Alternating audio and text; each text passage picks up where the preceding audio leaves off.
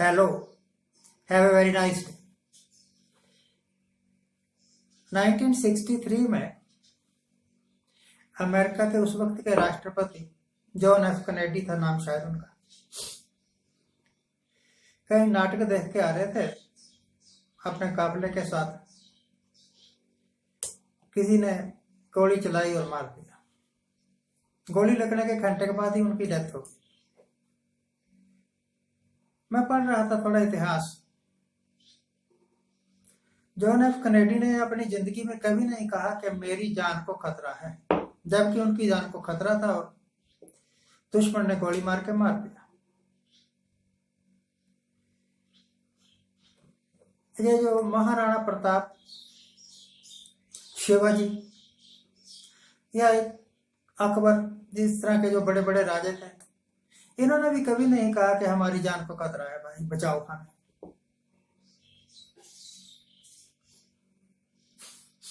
सबसे बड़ी कुर्बानी जो मुझे याद आती है पूरे विश्व के इतिहास में,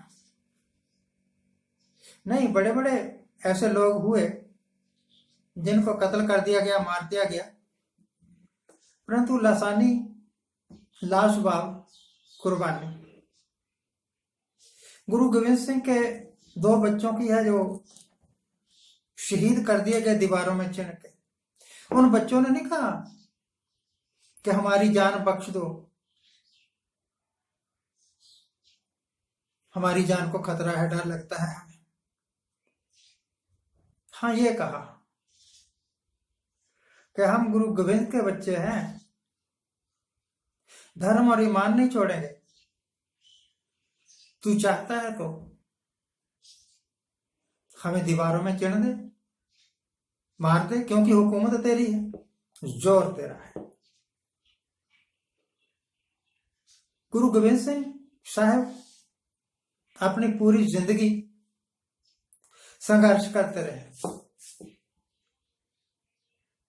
जितना कष्ट गुरु गोविंद सिंह ने मानसिक और शारीरिक सहा अपनी लाइफ में, उतना किसी ने नहीं सहा होगा। और गुरु गोविंद सिंह साहब ने, उनको साहिब कमाल कहते हैं, कमाल की शख्सियत कि मेरी जान को खतरा है, मुझे डर लगता है कभी। उसके जो गुरु गोविंद सिंह ने खालसा बनाया, उसके जो खालसा पंथ के जो बड़े बड़े शहीद हुए, उन्होंने कभी नहीं कहा कि हमारी जान बख्श दो, दीवारों में चुनवा दो चाहे, कोई बात नहीं, चलती हुई तत्ती तवी पर बैठा दो तब कोई बात नहीं है, खोपड़ी उतार दो धीरे धीरे करके, कोई बात नहीं है। ऐसे महान देश, और अभी अभी जो रिसेंट कांड हुए थोड़े पिछले 50 का साल में, 100 साल में, तो भैया मेरा ख्याल गांधी ने भी नहीं कहा होगा कभी कि मुझे Z+ सिक्योरिटी दो, मेरी जान को खतरा है। कहा होगा तो मुझे पता नहीं। श्रीमती इंदिरा गांधी उस वक्त महसूस कर गई थी जब उन्होंने हरमंदिर साहब पर अटैक किया और सिखों का सबसे पवित्र धार्मिक स्थान तहस नहस कर दिया तोप के गोलों से। उसके बाद मैं महसूस करती कि बहुत बड़ी गलती हो गई है, इसकी सजा मुझे भुगतनी पड़ेगी, पर उन्होंने कभी नहीं कहा कि मेरी जान को खतरा है, मुझे बचाओ। सिखों का धार्मिक स्थान खत्म किया, नेचुरली सिख विरुद्ध थे, पर कमाल देखो उस लेडी का, उसकी सिक्योरिटी स्क्वाड में सिख थे, और ये मौका मिल गया। जो षड्यंत्रकारी होते हैं, सत्ता के षड्यंत्रकारी, सत्ता में रहते हैं, ऐसे ऐसे षड्यंत्र रहते हैं कि ये हट जाए और मैं बढ़ जाऊं, कब ये अपनी गद्दी छोड़े और कब मैं गद्दी पर बैठूं, ऐसे षड्यंत्रकारी। कत्ल तो उन्होंने करवाया था, सिख खुश हो गए, हमने कत्ल किया है, आपका हक है, आप खुश हो लो। उनका हक है, उन्होंने मरना था, आपके सिर मर दिया, क्योंकि पावर है उनके पास। पर इंदिरा गांधी ने कभी नहीं कहा, नरसिम्हा राव ने कभी नहीं कहा कि मुझे बख्श दो, जो भी सजा सुजा देनी है दे लो भाई, मैं भुगत लूंगा। 84 हुआ,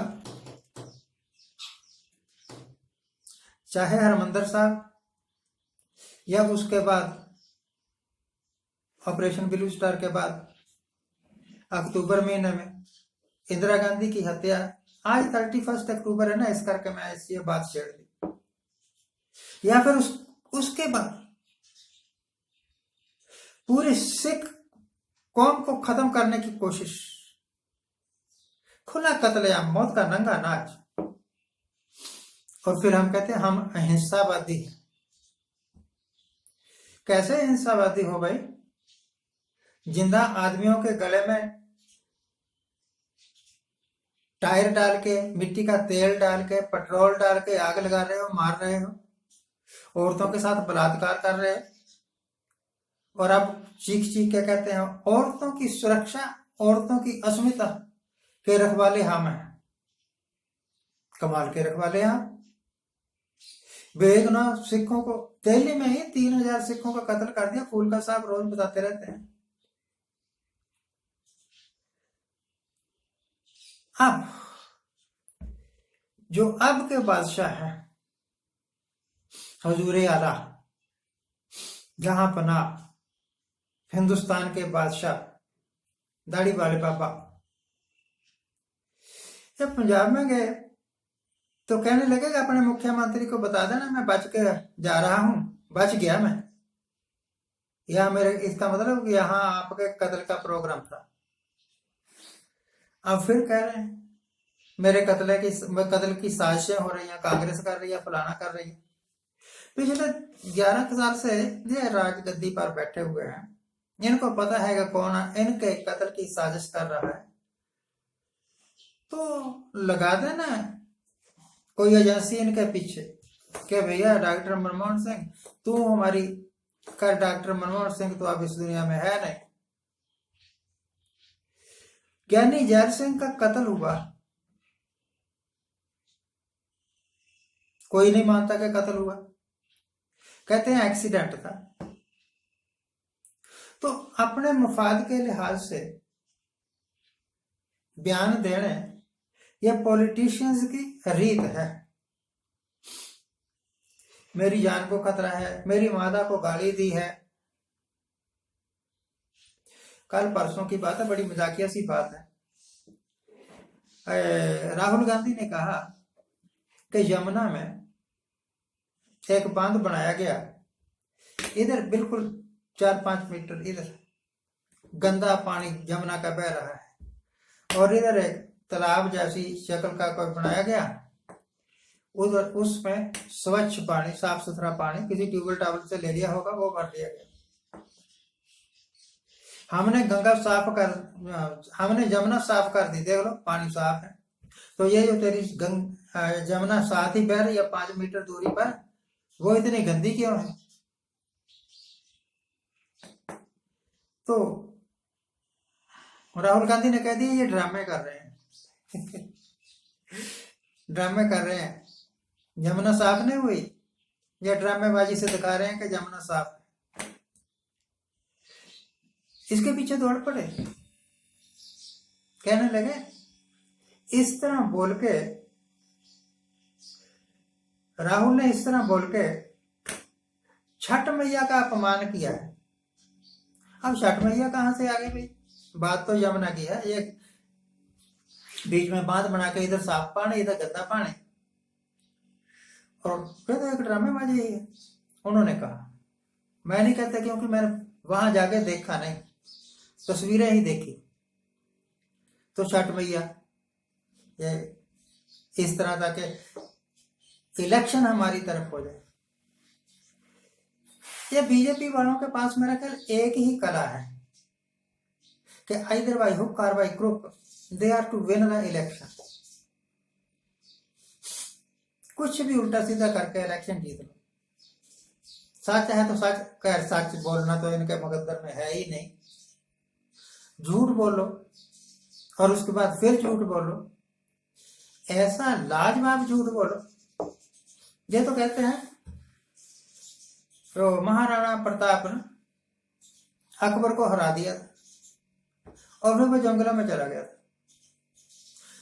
अगर अकबर हार गया तो जंगलों में, तो अकबर ने जाना था, वो तो दिल्ली आकर राजगद्दी पर बैठा और खूब ढोल ताशे के साथ उन्होंने जश्न मनाया। महाराजा राणा प्रताप को रहना पड़ा जंगलों में क्योंकि वो हार गया था। तो इतिहास की भी ये ऐसी भी तैसी कर देते हैं। आज 31 अक्टूबर तो मुझे याद आया कि सिखों का इंदिरा गांधी का कत्ल, और अगले ही दिन 1 नवंबर, 2 नवंबर, 3 नवंबर, 4 नवंबर सिखों का कत्लेआम। ये सारा कुछ इस करके किया गया था कि गद्दी हमारे पास ही रहे। अब ये जो बयान देते हैं ना, मेरी जान को खतरा है, वो मेरा कत्ल करना चाहते हैं, मेरी माता को गाली दी है, यमुना के बारे में बयान देके छठ मैया का अपमान किया, ये सब बस ऐसे। इसका मतलब ये है, मैंने जो कुछ भी कहा, कि पॉलिटिशियंस के बयानात पर ज्यादा तवज्जो नहीं देनी चाहिए, क्योंकि उन्होंने अपने मुफाद के वास्ते कुछ ना कुछ कहना होता है। आज के लिए इतना ही। Thank you very much for watching, keep watching, please subscribe.